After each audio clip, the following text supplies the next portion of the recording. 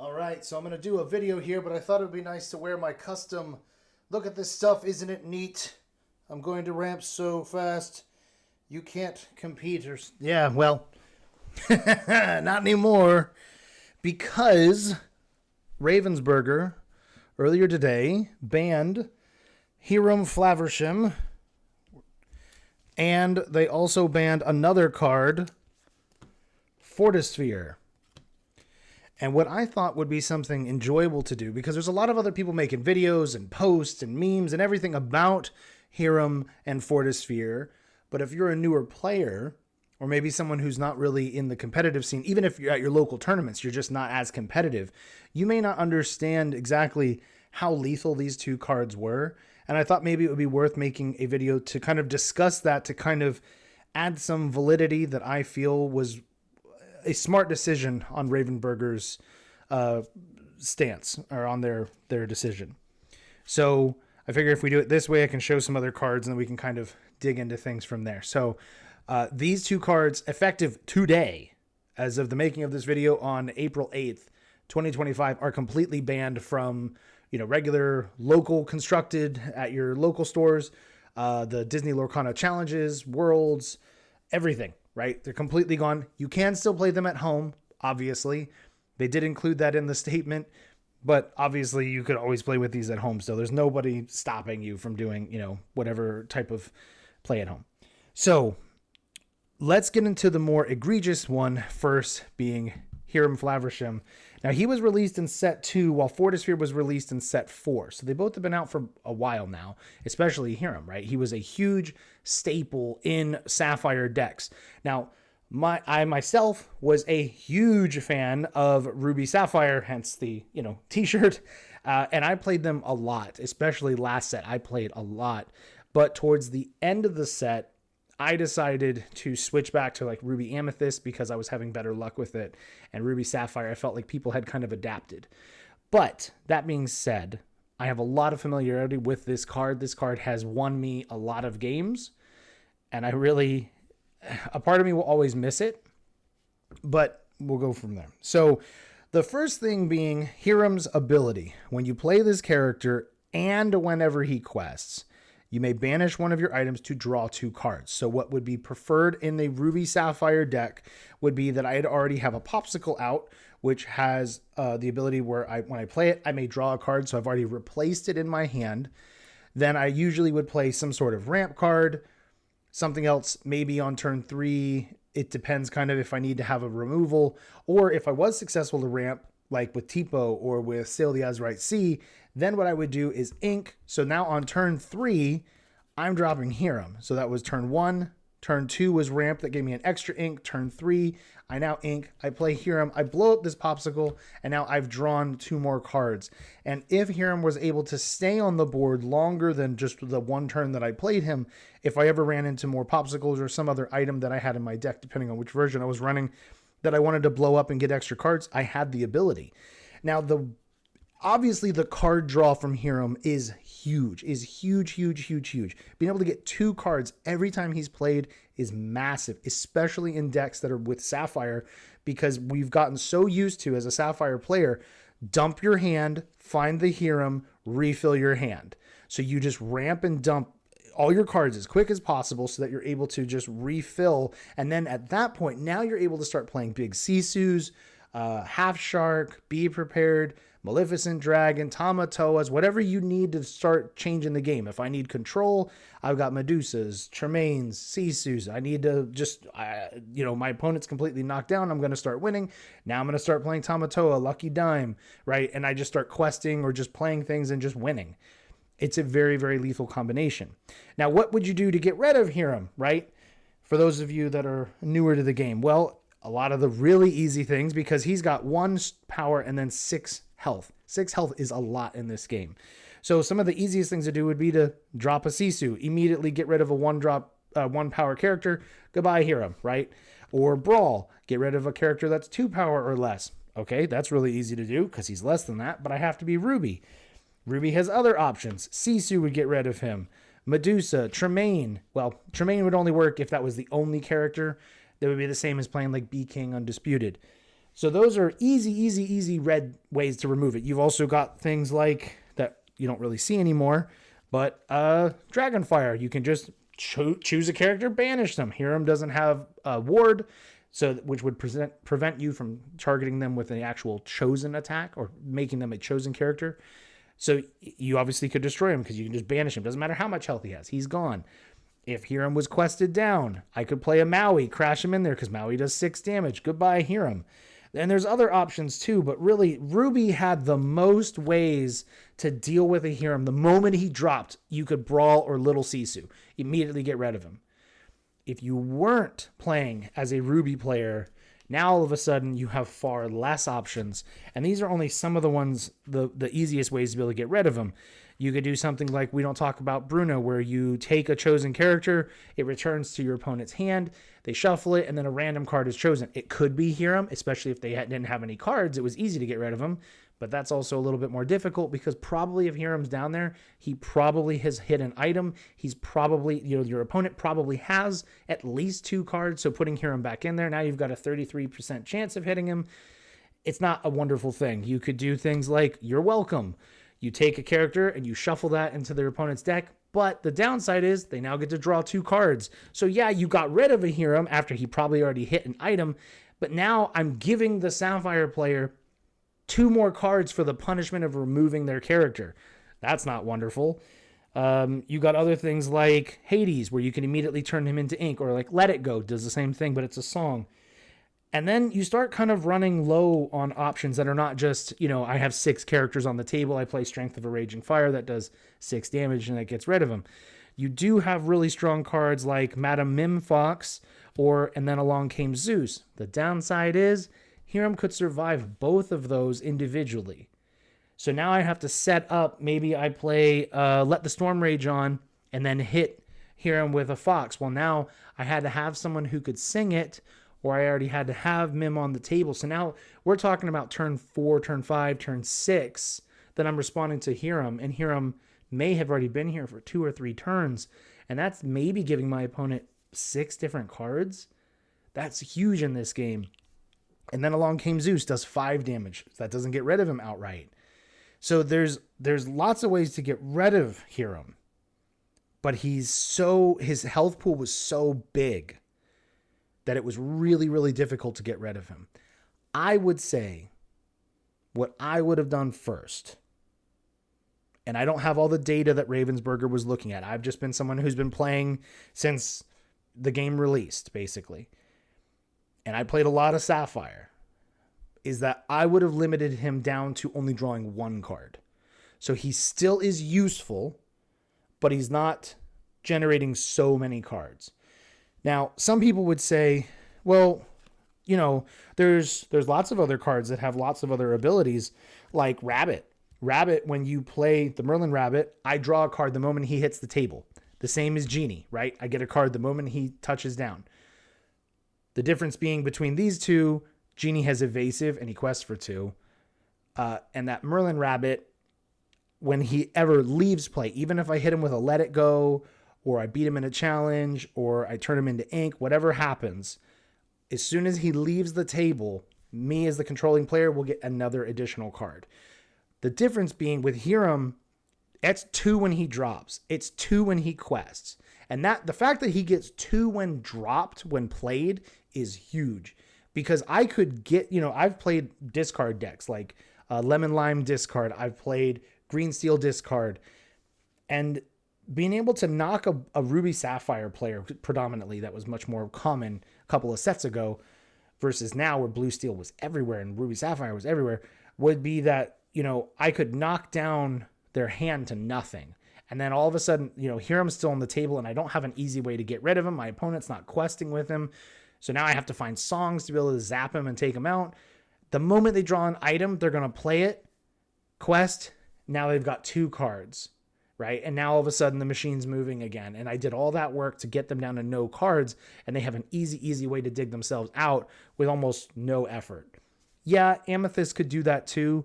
And that's actually one of the reasons I love Ruby Amethyst, is that they can dig themselves out of a no card in hand situation, but it requires playing Rabbit or Genie or questing with a Chernobog's followers to generate a card, or putting characters onto a library and then making different decisions to be able to generate more cards, or having somebody sing Friends on the Other Side. All of these are like consumable cards. So yeah, I could definitely play, Fox and bounce Rabbit back to my hand, draw an extra card. But when I do that, Rabbit is no longer on the table. Now Fox has taken his spot. And if, I could turn around and replay Rabbit. Now I've gotten 2 cards right now and a Fox to attack with. That's true. But he's still uninkable. And I still had to pay the 4 to replay him to only draw 1. I feel that these 2 cards are actually really well balanced. And I know some people really don't like these, but I feel like they work really well together, but they require setup and planning and drawing them at the right time. And your opponent has lots of ways to interact with them, especially now. So many different characters, especially steel characters, do 3 damage. And a lot of them even have 3 health. So it requires something as strong as like a Mim Fox to actually hit them and defeat them. When like Rabbit, he can't do that on his own. He can't beat a Calhoun. He can't beat a big Robin Hood or a big Maui, right? Well, the 5-drop Maui. He can't do that on his own. He needs somebody else to help him. Mim Fox might be able to take some of those out, but she's trading herself for that. So she's basically a song. Right? When I play her and I crash her into something, she's gone immediately. So she's basically a song in my point of view. Now, let's get into a situation here that I feel a lot of people that maybe if they're newer may not understand fully, because a lot of people could see getting rid of Hiram. They're like, he draws 2 cards, he's got a big health pool, whatever case they make. What a lot of people don't understand is Fortisphere. Now, I can't go 100% into, all the different individuals that are involved with Ravensburger and kind of analyze what they were looking and thinking of to kind of come up with my own thought. But I think the reason that they gave in one of the statements was that they needed to get rid of Hiram because basically it was affecting the game too much. And if you look at tournament results, big tournament results, Ruby Sapphire and Sapphire Steel were everywhere. They weren't always winning everything, but when they didn't win, it was more of a thing of like, wow, what did that player do to be able to win with Amber Steel or Amethyst Steel or Ruby Amethyst or, these other color combinations. Like, how did that person manage to win? Because, now you got to like study and analyze that deck and try to figure out like, what did they do? Like, how did they beat out so many blue, red, and blue steel players to make it all the way to the top of 120 plus people? Maybe at your local scene, you might have one blue steel guy running around or one person doing Ruby Sapphire. So you don't really see the danger here, but let me try to just kind of get into it a little bit of why I think it was actually a good call to get rid of Fortisphere. Do I 100% agree? Not necessarily, because basically, it comes down to Bell. The new common Bell from Arkeziah's Island. This Bell, her ability is during your turn, you may banish chosen item of yours to play this character for free. So this is what people would do. If you were a blue steel player, you would play 4 Fortisphere, very likely 4 Fortisphere and 4 Popsicle. You now have 8 effectively Popsicles. Both are inkable, both replace themselves, both only cost 1. So I'm looking for one of these, turn 1, right? Always, if I'm blue steel. Now, that card has replaced itself in my hand, so now I'm already back up to the hand that I had on my turn. Now I could decide to play Bell and discard the card. So like say it's Fortisphere, discard Fortisphere to play Bell for free. She can't do anything this turn. She has to dry, but she's now here on turn 1, which means on turn 2, I can already sing Let the Storm Rage On, which is an uninkable song, but it deals 2 damage to chosen character, and then I draw a card. Now, yes, the Amber 1-drop Cinderella can sing for 3, but she's a 1/2. Bell here is a 3/3, meaning she has 3 damage and 3 health. So she can survive Cinderella being on the table and hitting her with a Let the Storm Rage On, but Cinderella cannot survive that because Bell is a 3 cost, so she can sing the 3 songs, right? 3 or lower. So the fact that Bell on turn 2, if I played, an item and destroyed it to play her, on turn 2, my Belle can already sing this. That gets rid of, the 1-drop Broom, Chernobog's Followers. That gets rid of the 1-drop Lilos and Maleficents for the hyper aggro players. It gets rid of both 1-cost Diablos. It gets rid of the legendary Diablo, the Emerald one. It gets rid of so much stuff. And this also draws a card. And the thing is when you're playing against a Sapphire Steel player, you don't even know if they necessarily have this or Strength of a Raging Fire. All you know is that Belle is sitting there ready to fight anything you drop. And basically the only thing that you could drop that could survive just a straight up challenge for her was the 1-drop Daisy. There's pretty much not a single other character that cost 1. I think you have like the Nala and the Little John, but both of those have 4 health but 0 damage. So it's like, yeah, you could play those, but now those are also only in the Emerald and Amber colors. So really, there's just not a lot of options. Yes, you could play like the first chapter Minnie Mouse or the first chapter Olaf. Both of those are 1/3s, so they could survive, her singing this. But what they can't do is survive her challenging into them. So this Belle is crazy, crazy, crazy strong. Would I go so far as to say I think she's broken? No, especially not now. Because now, if I'm going to play Sapphire Steel, I only have 4 popsicles when before I effectively had 8. So yes, she can still drop on turn 1 and then on turn 2 sing this card, or even just challenge into something, or just quest and she knows she's safe, basically. Because what am I going to drop on turn 2 to challenge her, right? I could drop Snake, the Mim Snake, but Mim Snake costs 2, and when she bounces, she doesn't have rush like Fox does.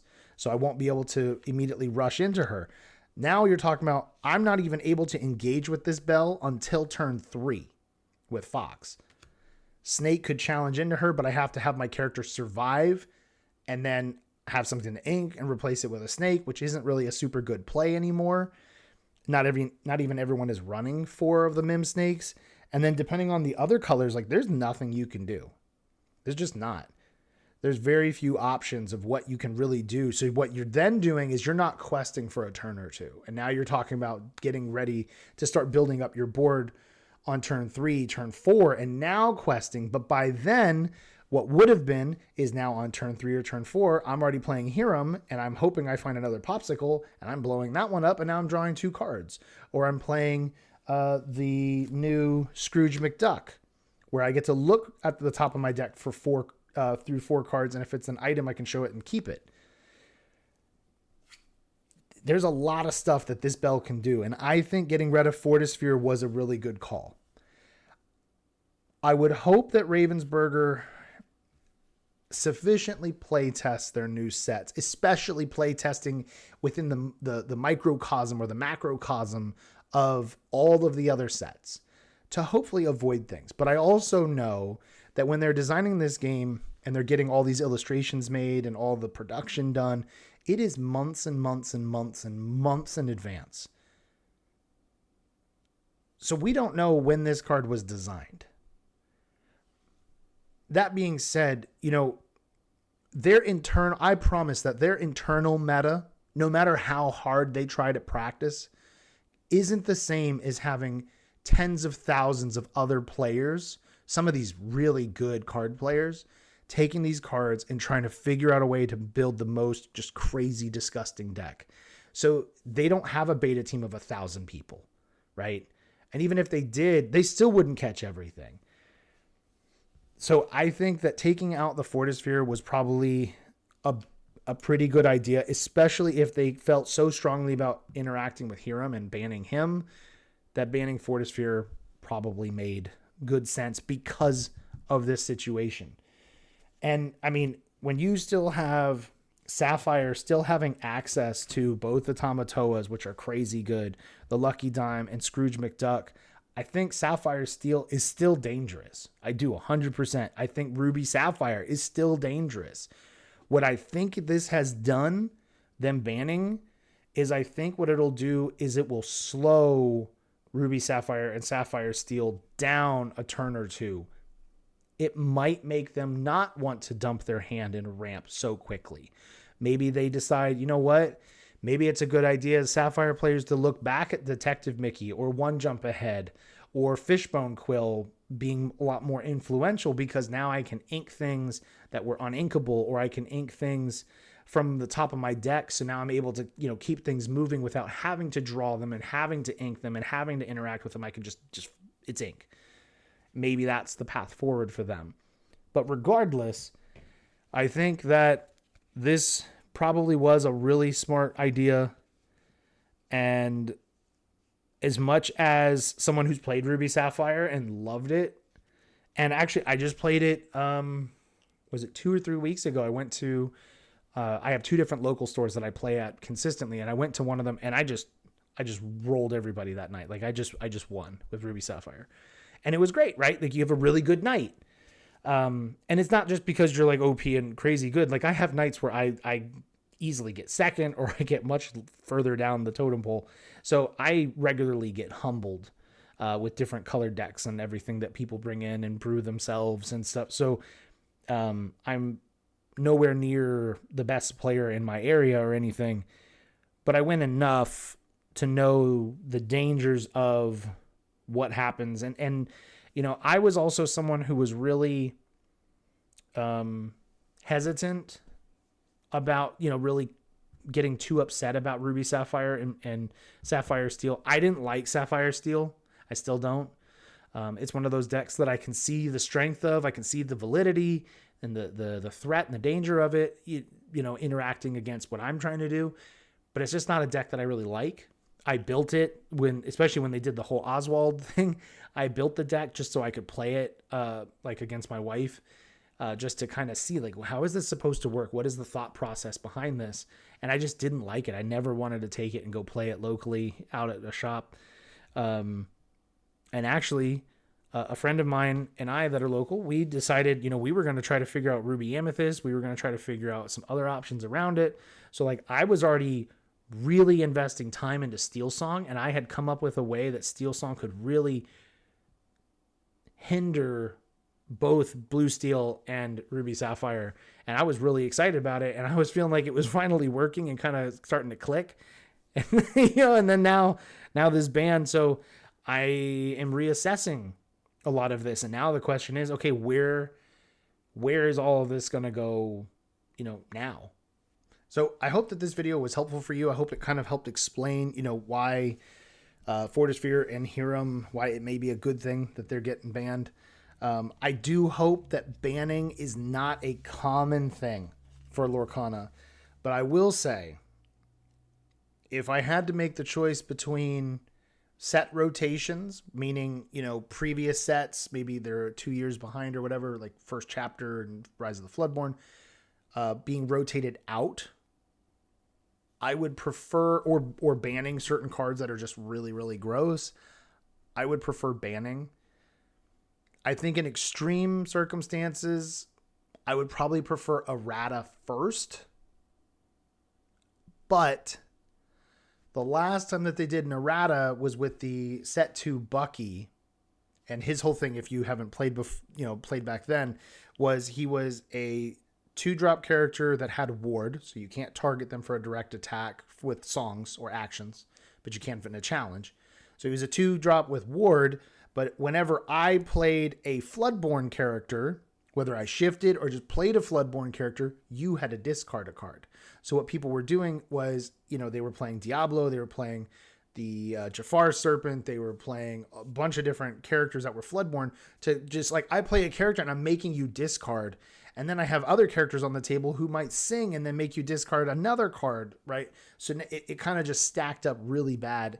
And what it was doing was it was causing a lot of people across a lot of stores and a lot of big events. They were basically tailoring their deck to deal against Bucky, and it was causing too much focus on to Bucky specifically. I felt he was still beatable, especially if you were like Steel Song, where you could turn 2 play, shift into the big queen, 5-drop queen that was an amber, and then you could sing grab your sword, and she was done. But I could definitely see how she could be countered. And it would probably be really frustrating for players to continuously run into the same deck over and over and over, and it's always winning week after week after week after week, event after event. You know, kind of like now where we see so many, well, we saw so many Ruby Sapphire and Sapphire Steel players ranking in the top 16 of events where they're taking up 60, 70, 80, 90% or more of the decks were those two or variations of those two, that it kind of, you know, it really pushes out a lot of the other creativity in the game, right? In deck building and everything. So you know, what I was getting at was that with Bucky, they did an errata, but they knocked off Ward. I think they raised his cost to 3, and they made it so that the only way to use his ability is I have to shift. So playing any other Floodborn characters didn't matter unless I shifted them. So it completely ruined Bucky. It made him entirely unplayable. I don't care what anybody says. It would have been better to just ban him. Personally, I think it would have been better just to remove Ward, because then, yeah, he's sitting on the table not questing because I don't want my opponent to challenge him.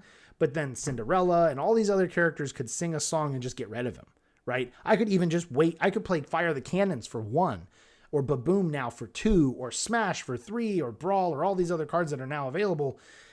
And Bucky would be gone if he just didn't have Ward. But instead of doing like a tiny errata, they did a huge errata, basically made him completely useless. So in this instance, they decided not to do any errata and to do the first ever ban. Yeah. So hopefully that doesn't become anything that happens again for months and months and months. And hopefully, you know, the game continues to be in a healthier spot so that that isn't even remotely necessary. So anyway, thank you guys very much for watching. If you have any comments or questions, or you're like, you know, KoBaC, I completely disagree with you, tell me why down in the comments. I'm interested to know, because, you know, this is a really fun hobby of mine. I really have spent a lot of time learning it and just trying to get better at it, and hoping that I can make some videos to kind of help other people, you know, be able to start getting better at the game too. All right. So thank you guys very much for watching. I'll talk to you later.